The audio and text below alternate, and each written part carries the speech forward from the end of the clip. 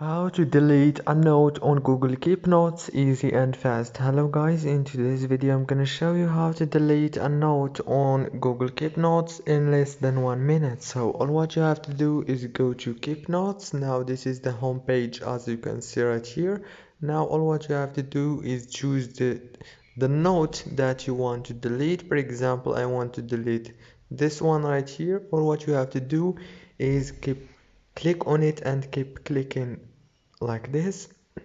Now go to the top corner and click on delete right here. After you click delete, the note will be deleted. Don't forget to like and subscribe, and thank you so much for watching this video until the end. See you later.